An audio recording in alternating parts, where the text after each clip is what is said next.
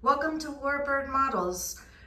You can reach us at 409-750-3366 or at our new website at rcwarbirdmodels.com.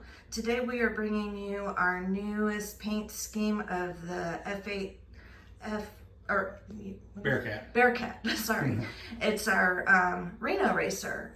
We only got a couple of these in stock because we're not sure how everybody will like them, and just be kind of fun to have a different paint scheme. So I'm going to turn it over to my husband Chris, and he's going to go over some details with you. This is the F8F Bearcat 96-inch Reno racer. Hi everybody, I just want to show you this newest edition. This is kind of a cool custom paint job we did in a limited edition. Again, something different. These are fun planes and they're damn quick, so we figure we play with it, and our little tribute to NASCAR. So we figured out it's got a little bit of iridescence to the paint.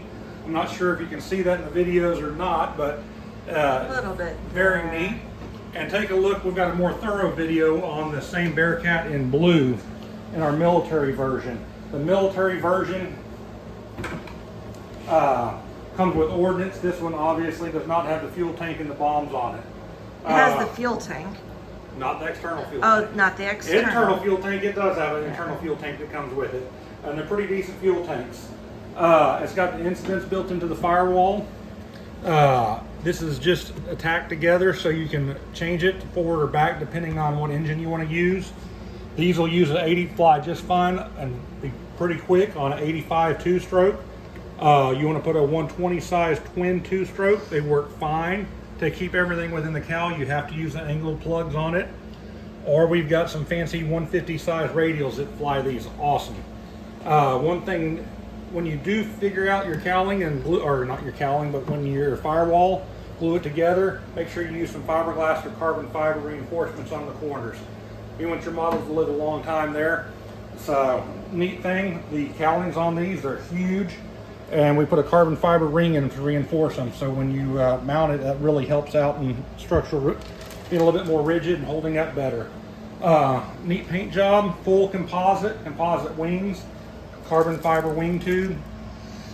Let me pull the hatch here. Full composite tail. Guys, when you pull these hatchets for the first time, be careful with them. They're a little tight in the paint work. Composite hatch, very simple. This comes with a full cockpit kit you can mount in it. Our other video on the blue one shows a little bit more. I don't want to pull it out because it's a mess to pull that out. Show you the inside here. We've got the full carbon fiber sleeve. The firewall is locked into the wing tube, which is really nice. If you take a look down the very center of this, the seam is actually has a carbon fiber tie which ties both halves of these when they put it in the mold. Look at all the glue joints. These are not your typical junky Chinese joints. They did a first-class job on these. It's still good to always go over and check stuff, reinforce it, make sure it's to your liking. But looking at these look to be very good quality as far as these go. We worked with this factory for a while and they've really stepped up. Let me show you and again, the tail's full composite. It's set up so you can put your elevator servos here or in the elevators themselves, depending on what you want to do with weight. You can put them either place. If you're running a light engine, you want the servos up front. If you're running a heavy engine, you want your servos in the back. WarBirds typically need a lot of weight up front. If you're running a heavy radial engine, they balance out spot on. If you're running a very light aerobatic engine, you're going to need some lead up in the nose. That's just the way WarBirds are. Great flying machines. They land easy due to their thick airfoil. Show you the wing here. Let me pull the wing over. The wing's got a little bit of iridescence to it. Full panel lines, full rivets. You can see, I don't know what you call them other than scallops that are in the ailerons, and the flap carries that as well. Now, if you're taking this thing at Mach 2, it's set up for a light. It comes with the lenses, and it does come with the lights for the wingtips.